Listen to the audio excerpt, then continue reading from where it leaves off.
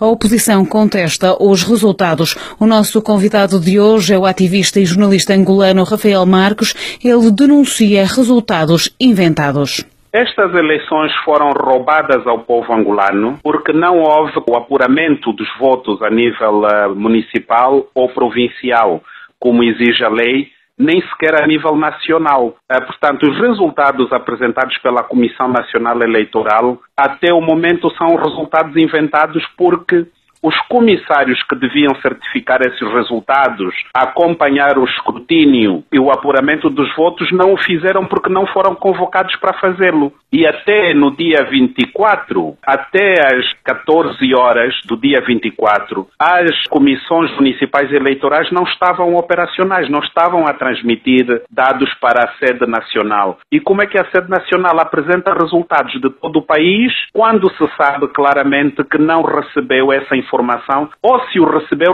de forma ilegal e secreta, sem o acompanhamento dos comissários eleitorais, particularmente daqueles designados pela oposição. Portanto, são eleições que foram roubadas ao povo angolano. De alguma forma, a CNE aqui acaba por estar numa posição mais delicada, tendo em conta que desta vez havia mecanismos por parte dos partidos de oposição que permitiam também fazer uma contagem paralela dos votos? A CNE não está numa posição delicada. A CNE recebeu ordens do MPLA da Presidência da República e o mais estranho é a forma como a imprensa internacional está a dar legitimidade a estes números, como se tivesse havido aqui um processo com um mínimo de respeito pelas leis. Se houvesse fraude, seria outra coisa, depois se discutiria se houve, se não houve. Aqui trata-se de um processo de roubar as eleições inteiras sem contar os votos. Sim. Inacreditável. Qual é que é o processo agora? É uma decisão que cabe aos partidos políticos, é uma decisão que cabe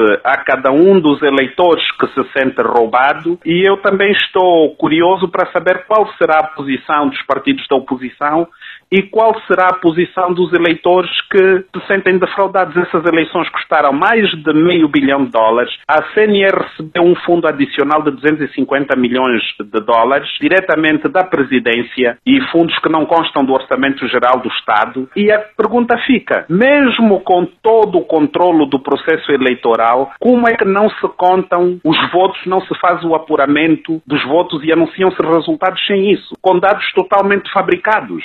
Mas o primeiro a anunciar até, inclusive, os resultados foi o próprio MPLA, que anunciou, mesmo antes do primeiro anúncio provisório da CNE, anunciou uma maioria qualificada nas eleições gerais. E são os resultados que praticamente a CNE está a divulgar, não é? Sendo que a CNE agora recebe os resultados do MPLA. Os primeiros resultados divulgados pela CNE não davam essa maioria qualificada do MPLA. Os últimos divulgados sim dão, mas os primeiros não davam. Sim, mas por isso é que foram suspensas, a divulgação dos resultados pela CNE foi suspensa. Como é que então justifica por parte dos observadores que observaram, e perdão uma redundância, o ato eleitoral, como é que justifica que até ao momento não tenha havido nenhuma declaração pública no sentido de denunciar aquilo que me acaba de dizer, que não houve o apuramento dos votos? Os observadores já vieram com a ideia preconcebida de certificar os resultados do MPLA. Por quê? Porque os observadores críticos, como os do Parlamento Europeu, da União Europeia, que eventualmente viriam com Ana Gomes, estes o governo não credenciou, não aceitou. Então os que vieram praticamente são os amigos do MPLA. São os amigos, vieram observar, são os amigos que vieram legitimar, certificar este roubo das eleições pelo MPLA. Não há outra forma de descrever, porque o processo de acreditação dos observadores internacionais não obedeceu a regras transparentes, que poderia ter garantido, por exemplo, a presença de muitas missões, como a do Carter Center e outras, que são conhecidas por irem um pouco por todo o mundo com alguma independência, efetivamente observarem as eleições.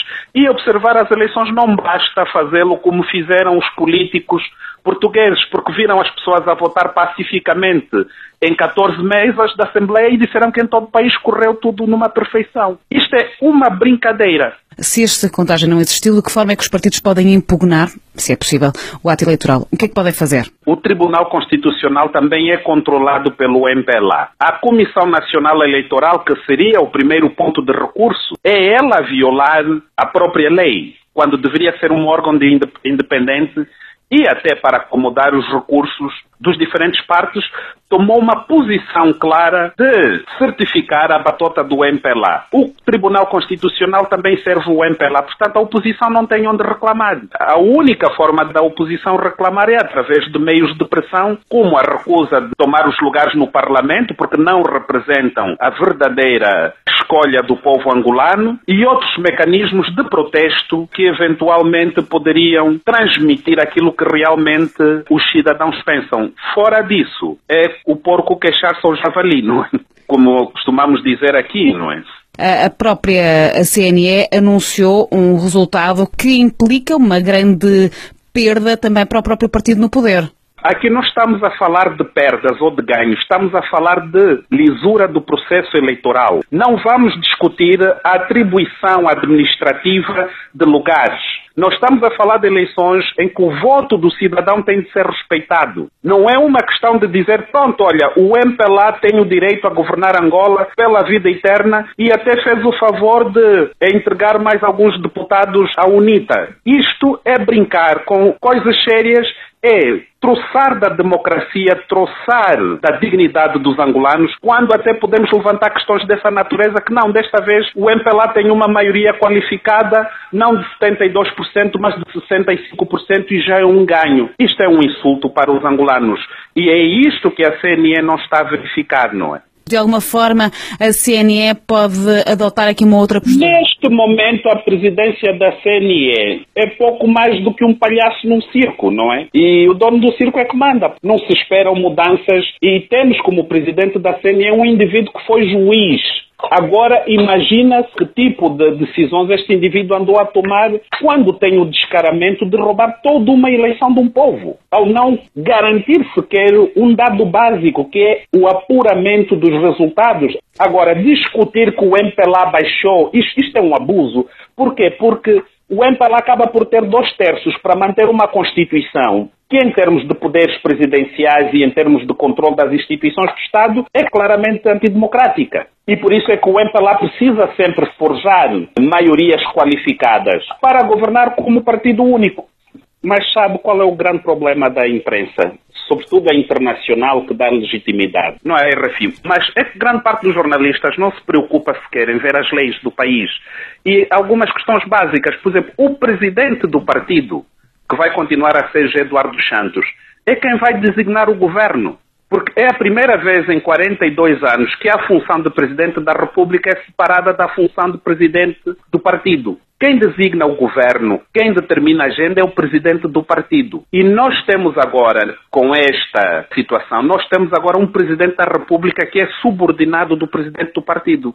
Porque o João Lourenço é vice-presidente de Eduardo Santos no partido. Portanto, então, ele tem de cumprir com as ordens do seu chefe no partido. Então não tem poderes nenhum. Quem vai continuar a mandar são aqueles que estão à vontade do presidente. A liderança de Angola continua à mesma nas mãos do José Eduardo Santos? Nesse caso até continua mais nas mãos do general Copenipa, que é o homem que tem a tarefa de fazer essas manipulações todas e que comandou a campanha eleitoral do João Lourenço, porque José Eduardo, efetivamente, com a sua doença, tem menos disponibilidade de tempo para infernizar a vida dos angolanos. E o João Lourenço é uma marioneta no meio disto tudo? O João Lourenço é e será até o fim do seu mandato uma marioneta. Não vejo, porque se não fosse uma marioneta, seria ele o primeiro a recusar assumir a presidência sem que os votos tenham sido contabilizados, não é? Por aí se vê que ele gosta muito de ser ditador, não é? Rafael Marcos, jornalista e ativista angolano, foi o convidado desta sexta-feira.